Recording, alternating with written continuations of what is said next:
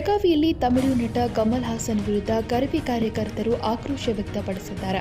ಕಮಲ್ ಹಾಸನ್ ಈ ಕೂಡಲೇ ರಾಜ್ಯಕ್ಕೆ ಕ್ಷಮೆ ಕೇಳಬೇಕು ಎಂದು ಕರವೇ ಕಾರ್ಯಕರ್ತರು ಆಗ್ರಹಿಸಿ ಬೆಳಗಾವಿ ನಗರದ ಚೆನ್ನಮ್ಮ ವೃತ್ತದಲ್ಲಿ ಕರ್ನಾಟಕ ರಕ್ಷಣಾ ವೇದಿಕೆ ಶಿವರಾಮೇಗೌಡ ಬನದಿಂದ ಕರವೇ ಜಿಲ್ಲಾಧ್ಯಕ್ಷ ವಾಜಿದ್ ಹಿರೇಕೋಡಿ ನೇತೃತ್ವದಲ್ಲಿ ಪ್ರತಿಭಟನೆ ಹಮ್ಮಿಕೊಳ್ಳಲಾಗಿತ್ತು.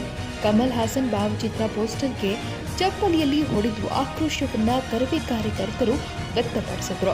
ಈ ಕೂಡಲೇ ಕಮಲ್ ಹಾಸನ್ ಕ್ಷಮೆ ಕೇಳಬೇಕು, ಕಮಲ್ ಹಾಸನ್ ಸಿನಿಮಾ ಬಿಡುಗಡೆಗೆ ರಾಜ್ಯದಲ್ಲಿ ಅವಕಾಶ ಕೊಡಬಾರದು, ಒಂದು ವೇಳೆ ಕಮಲ್ ಹಾಸನ್ ಸಿನಿಮಾ ಬಿಡುಗಡೆ ಮಾಡಿದ್ರೆ ಟಾಕೀಸ್ ಹೊಡೆದು ಹಾಕುತ್ತೇವೆ ಎಂದು ಆಕ್ರೋಶ ವ್ಯಕ್ತಪಡಿಸಿದರು. ಪ್ರತಿಭಟನೆಯಲ್ಲಿ ಅನೇಕ ಕನ್ನಡ ಅಭಿಮಾನಿಗಳು ಭಾಗಿಯಾಗಿದ್ದರು.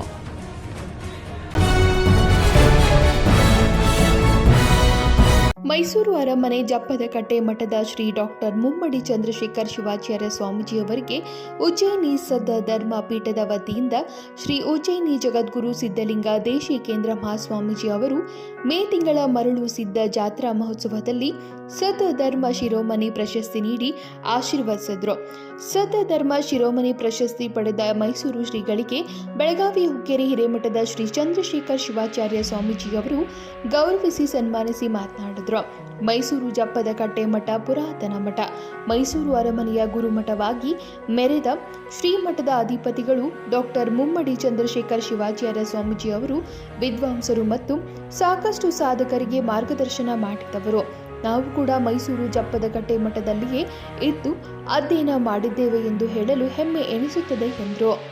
ಇದೇ ಸಂದರ್ಭದಲ್ಲಿ ಮಮದಾಪುರ ಚರಮೂರ್ತೀಶ್ವರ ಮಠದ ಡಾಕ್ಟರ್ ಸಿದ್ಧಲಿಂಗ ದೇವರು ಮಾತನಾಡಿ, ಮೈಸೂರು ಮಠ ಎಂದರೆ ಅದು ಇತಿಹಾಸ ಪ್ರಸಿದ್ಧವಾದ ಮಠ. ಈಗಲೂ ಕೂಡ ಇತಿಹಾಸವಿದೆ.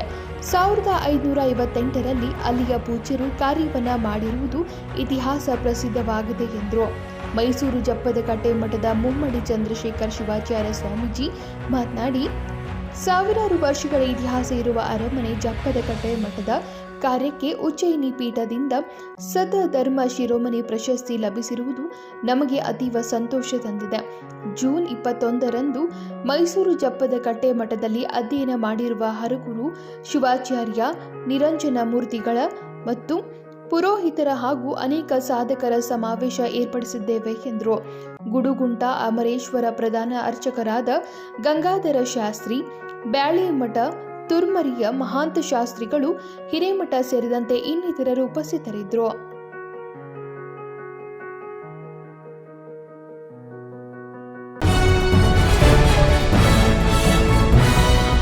ಬೆಳಗಾವಿ ಜಿಲ್ಲಾ ಉಸ್ತುವಾರಿ ಸಚಿವರಾದ ಸತೀಶ್ ಜಾರಕಿಹೊಳಿ ಅವರ 64ನೇ ಜನ್ಮ ದಿನಾಚರಣೆಯನ್ನ ಹರಗಾಪುರ ಗಡದ ಯುವ ನಾಯಕರಾದ ಸಂದೀಪ್ ಪಾಟೀಲ್ ಅವರ ನೇತೃತ್ವದಲ್ಲಿ ಅವರ ಅಭಿಮಾನಿಗಳ ಬಳಗದ ವತಿಯಿಂದ ಸಂಕೇಶ್ವರ ಸ್ವೀಲ್ವರ್ ಡೇಲ್ ವೃದ್ಧಾಶ್ರಮಕ್ಕೆ ಅಡುಗೆ ಸಾಮಗ್ರಿಗಳನ್ನು ನೀಡುವ ಮೂಲಕ ಅರ್ಥಪೂರ್ಣವಾಗಿ ಆಚರಿಸಲಾಯಿತು.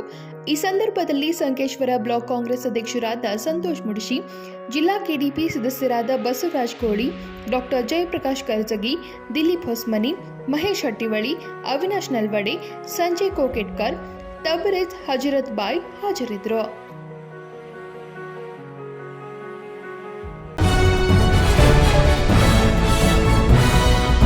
ನಗರದ ಜೆಸಿಆರ್ ಬಡಾವಣೆಯ ಮುಖ್ಯ ರಸ್ತೆ, ಓಪವ್ವ ವೃತ್ತದ ಬಳಿ ಕಾರ್ ಸ್ಟ್ಯಾಂಡ್, ಹೊಳಲ್ಕೆರೆ ರಸ್ತೆ ಸೇರಿದಂತೆ ಹಲವು ಕಡೆಗಳಲ್ಲಿ ಈಗಾಗಲೇ ಡ್ರೈನೇಜ್ಗಳು ತುಂಬಿ ಹರಿಯುತ್ತಿದ್ದು, ರಸ್ತೆಯ ಮೇಲೆಲ್ಲ ಗಲೀಜು ನೀರು ಹರಿದು ಹೋಗುತ್ತಿದ್ದು, ಇದು ಇಲ್ಲಿ ಸಂಚರಿಸುವ ವಾಹನ ಸವಾರರಿಗೆ ಕಿರಿಕಿರಿ ಉಂಟು ಮಾಡುತ್ತಿದ್ದು, ಪಾದಚಾರಿಗಳಿಗೂ ಕೂಡ ಇದು ಸಂಚಕಾರ ಉಂಟು ಮಾಡುತ್ತಿದೆ.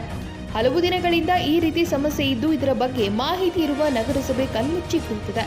ವಾಹನಗಳು ವೇಗವಾಗಿ ಸಂಚರಿಸುವುದರಿಂದ ಪಾದಚಾರಿಗಳಿಗೆ ಈ ಗಲೀಜು ನೀರು ಸಿಡಿದು ಬಟ್ಟೆಗಳು ಹಾಳಾಗುತ್ತಿದ್ದು, ಗಲೀಜು ನೀರು ಮೆಟ್ಟಿಕೊಂಡು ಮನೆಗೆ ಹೋಗುವ ಪರಿಸ್ಥಿತಿ ಬಂದಿದೆ.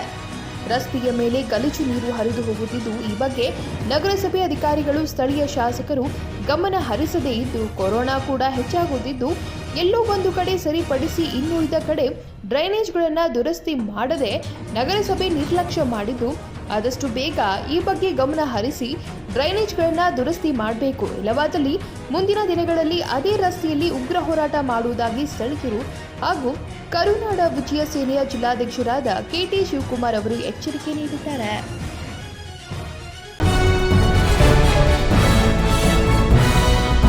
ಭಾರತದ ಶತ್ರು ರಾಷ್ಟ್ರ ಭಾರತದ ನೆರೆ ರಾಷ್ಟ್ರ ಪಾಕ್ ಮೇಲೆ ಆಪರೇಷನ್ ಸಿಂಧೂರು ಕಾರ್ಯಾಚರಣೆಯಲ್ಲಿ ಭಾಗಿಯಾದ ಸೈನಿಕನಿಗೆ ಉಡುಪಿಯಲ್ಲಿ ಸನ್ಮಾನ ಮಾಡಲಾಯಿತು.